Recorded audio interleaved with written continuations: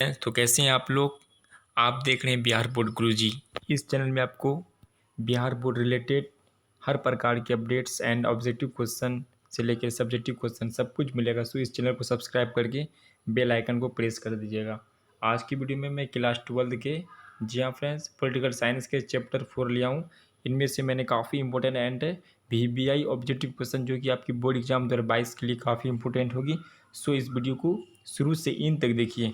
अब वीडियो शुरू करने से पहले आपसे एक छोटी सी रिक्वेस्ट है, अगर आपने मेरे चैनल में फर्स्ट बार विजिट किया हो तो चैनल को सब्सक्राइब करके वीडियो को लाइक करके अपने दोस्त में भी शेयर कर दीजिएगा। चलिए फर्स्ट क्वेश्चन अपने स्क्रीन पे है, ध्यान से देखिएगा इस क्वेश्चन में क्या कह रहा है। इसमें कह रहा है कि भारत में राष्ट्रपति पद के उम्मीदवार की न्यूनतम आयु क्या है। जी हाँ फ्रेंड्स, भारत में राष्ट्रपति पद के उम्मीदवार की जो मिनिमम एज होती है वो क्या होती है, 30 वर्ष या 35 वर्ष या 40 वर्ष या 45 वर्ष। इनमें से 4 ऑप्शन है, राइट आंसर आपको कमेंट में देना है। तो फाइनली एक का राइट आंसर हो जाएगा 35 वर्ष हो जाएगा। क्या हो जाएगा 35 वर्ष, finally B will be the right answer हो जाएगा। नेक्स्ट क्वेश्चन अपने स्क्रीन पे ध्यान दीजिए। किस पाकिस्तानी राष्ट्रपति ने 1966 में ताशकंद समझौते पर हस्ताक्षर किए थे। ठीक है, किस पाकिस्तानी राष्ट्रपति ने 1966 में ताशकंद समझौते पर हस्ताक्षर किए थे। परवेज मुशर्रफ, जनरल जियाउल हक, अयूब खान या उनमें से कोई नहीं। फाइनली 2 का राइट आंसर क्या हो जाएगा, अयूब खान हो जाएगा। Finally C will be the right answer हो जाएगा। नेक्स्ट क्वेश्चन देखिए, काफ़ी इंपॉर्टेंट VBI ऑब्जेक्टिव क्वेश्चन है, ठीक ना। और ये अभी तक आपने मेरे वीडियो को लाइक नहीं किया है तो एक छोटा सा रिक्वेस्ट है, वीडियो को लाइक कर दीजिए। नेक्स्ट क्वेश्चन में कह रहा है कि बांग्लादेश का निर्माण किस वर्ष हुआ था। जी हाँ फ्रेंड्स, काफ़ी आसान क्वेश्चन है, बताइए कमेंट में बांग्लादेश का निर्माण किस वर्ष हुआ था, ठीक ना। तो बांग्लादेश का निर्माण हुआ था 1971 में। कब हुआ था, 1971 में बांग्लादेश का निर्माण हुआ था। Finally B will be the right answer हो जाएगा। चलिए नेक्स्ट क्वेश्चन को देखिए। भारत द्वारा सफल परमाणु परीक्षण कब किया गया था। भारत द्वारा दूसरा सफल परमाणु परीक्षण, जो दूसरा परमाणु परीक्षण जो सफल हुआ था वो कब किया गया था। इनमें 4 ऑप्शन है। पहला ऑप्शन है 1971, दूसरा 1974, 1980 या 1998। तो बताइए 4 का राइट आंसर क्या हो जाएगा। फाइनली इसका राइट आंसर हो जाएगा 1998 हो जाएगा, यानी D will be the right answer हो जाएगा। चलिए नेक्स्ट क्वेश्चन अपने स्क्रीन में ध्यान दीजिए, क्या कह रहा है इसमें एक बार देख लीजिए। इसमें कह रहा है कि स्वतंत्रता के बाद भारत अपनी नीतियों के संचालन में निम्न में से कौन सी नीति को महत्व दिया। यानी भारत को स्वतंत्रता आज़ादी के बाद जो है अपनी नीतियों के संचालन के लिए निम्न में से कौन सी नीति को सबसे ज़्यादा महत्व दिया। ठीक है, इनमें 4 ऑप्शन है, आप देख सकते हैं। जनतंत्र समाजवाद की स्थापना, भारतीय समाज की व्यवस्था एवं आधुनिक सामाजिक व्यवस्था के बीच समन्वय, या वसुदेव कुटुंबकम का सूत्र, या उपयुक्त सभी। तो बताइए 5 का राइट आंसर क्या हो जाएगा। इनमें 4 ऑप्शन है ना, तो 3 ऑप्शन दिया हुआ है तो तीनों सही है, ठीक है, इसलिए डी हो जाएगा, यानी उपयुक्त सभी हो जाएगा, ठीक ना। D will be the right answer हो जाएगा। चलिए फिर हम लोग नेक्स्ट क्वेश्चन को देखते हैं। भारत संविधान के किस अनुच्छेद में विदेश नीति के संबंध में दिशा निर्देश दिए गए हैं। ठीक है, भारतीय संविधान के किस अनुच्छेद में विदेश नीति के संबंध में दिशा निर्देश दिए गए हैं। अनुच्छेद 19, अनुच्छेद 20, अनुच्छेद 45 या अनुच्छेद 51। तो 6 का राइट आंसर आप लोग बताइए कमेंट में। फाइनली क्या हो जाएगा, अनुच्छेद 19 यानी कि 51 हो जाएगा, ठीक ना। अनुच्छेद 51 यानी D will be the right answer हो जाएगा। चलिए नेक्स्ट क्वेश्चन अपने स्क्रीन पे देखिए, क्या कह रहा है, इंपॉर्टेंट क्वेश्चन है। अनुच्छेद 51 के अंतर्गत भारतीय विदेश नीति के किन आदर्शों का वर्णन है। ठीक है, अनुच्छेद 51 के अंतर्गत भारतीय विदेश नीति के किन आदेशों का वर्णन है। फाइनली 4 ऑप्शन दिया हुआ है। अंतर्राष्ट्रीय शांति एवं सुरक्षा, राष्ट्रों के साथ न्यायपूर्ण एवं सम्मानपूर्ण संबंध, अंतर्राष्ट्रीय कानूनों का पालन, या उपयुक्त सभी। तो इसका राइट आंसर हो जाएगा उपयुक्त सभी हो जाएगा, ठीक ना। उपयुक्त सभी यानी कि D will be the right answer. चलिए नेक्स्ट क्वेश्चन अपने स्क्रीन में देखिए, क्या कह रहा है। इसमें कह रहा है कि भारतीय विदेश नीति के प्रमुख लक्ष्यों में से कौन सही है। भारतीय विदेश नीति के प्रमुख लक्ष्यों में से कौन सही है। पहला ऑप्शन है देश के विकास के लिए साधन एवं परिस्थितियाँ जुटाना, विश्व में चल रहे पारस्परिक विवादों से दूरी बनाए रखना, प्रवासी भारतीयों के हितों की रक्षा करना या उपयुक्त सभी। तो 8 का राइट आंसर आप लोग बताइए क्या हो जाएगा। फाइनली उपयुक्त सभी हो जाएगा, ठीक ना। उपयुक्त सभी भारतीय विदेश नीति की प्रमुख लक्ष्यों में से जो 3 लक्ष्य हमने अभी बताए हैं तो तीनों सही है, इसलिए D will be the right answer, उपयुक्त सभी। चलिए, काफ़ी इंपॉर्टेंट क्वेश्चन है, वीडियो को बस 2 से 3 मिनट और देख लीजिए, आपको समझ में आ जाएगा ये सब क्वेश्चन आपके लिए कितना इंपॉर्टेंट है।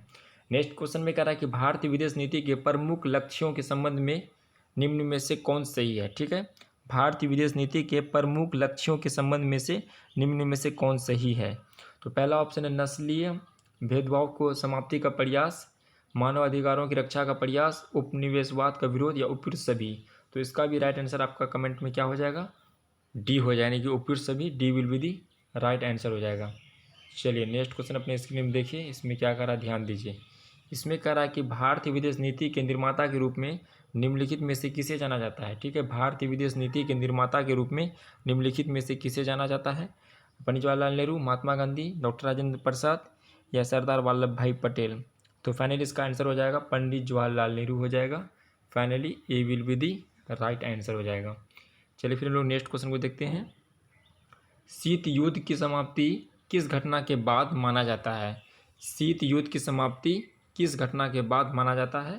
पहला ऑप्शन है दक्षेस की स्थापना के बाद, सोवियत संघ के विघटन के बाद, स्वेज नहर विवाद के बाद या उपयुक्त सभी घटनाओं के बाद। तो बताइए 11 का फाइनली राइट आंसर क्या हो जाएगा। 11 का राइट आंसर हो जाएगा सोवियत संघ के विघटन के बाद। सोवियत संघ के विघटन के बाद finally B will be the right answer हो जाएगा। चलिए हम लोग नेक्स्ट क्वेश्चन को देखते हैं।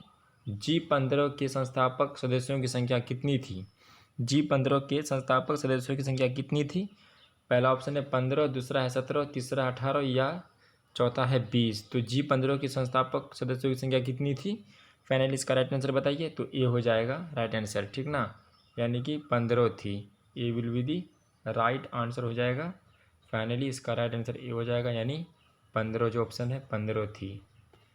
चलिए फिर हम लोग नेक्स्ट क्वेश्चन को देखते हैं अपने स्क्रीन पे, ध्यान दीजिए इस क्वेश्चन में क्या कह रहा है।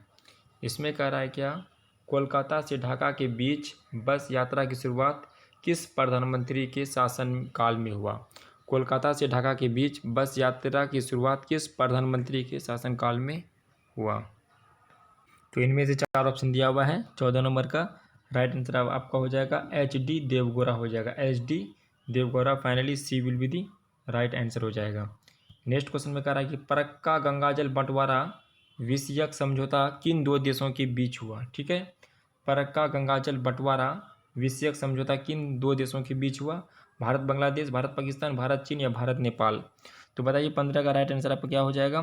फाइनली इनमें 4 ऑप्शन है, राइट आंसर हो जाएगा भारत बांग्लादेश हो जाएगा, भारत बांग्लादेश, यानी A will be the right answer हो जाएगा। चलिए फिर नेक्स्ट क्वेश्चन को देखते हैं। दिल्ली लाहौर बस सेवा कब चालू की गई। जी हाँ फ्रेंड्स, दिल्ली लाहौर बस सेवा कब चालू की गई। फाइनली 4 ऑप्शन है, राइट आंसर आपको बताना है। तो दिल्ली लाहौर बस सेवा 1999 को चालू की गई थी। Finally A will be the right answer हो जाएगा। चलिए फिर हम लोग नेक्स्ट क्वेश्चन को देखते हैं अपने स्क्रीन पे। इसमें कह रहा है कि पाकिस्तान द्वारा माना जाने वाला आज़ाद कश्मीर कितना वर्ग किलोमीटर का क्षेत्र है। यानी कि पाकिस्तान द्वारा माने जाने वाला जो आज़ाद कश्मीर, ठीक है, वो कितने किलोमीटर का क्षेत्र में है। फाइनली 4 ऑप्शन है, बताइए राइट आंसर आपको क्या हो जाएगा। फाइनली ए हो जाएगा, यानी कि 32,000 किलोमीटर हो जाएगा। Finally A will be the right answer हो जाएगा। नेक्स्ट क्वेश्चन में कह रहा है कि भारत का पहला अंतरिक्षयान कौन था। जी हाँ फ्रेंड्स, भारत का पहला अंतरिक्षयान कौन था। पहला ऑप्शन है आर्यभट्ट प्रथम, भास्कर प्रथम, रोहिणी उपग्रह या इनसेट ए। तो भारत का पहला अंतरिक्षयान कौन था, आपको राइट आंसर कमेंट में बताना है। तो क्या हो जाएगा, आर्यभट्ट प्रथम हो जाएगा। क्या हो जाएगा, आर्यभट्ट प्रथम। Finally A will be the right answer हो जाएगा। चलिए फिर हम लोग नेक्स्ट क्वेश्चन को देखते हैं।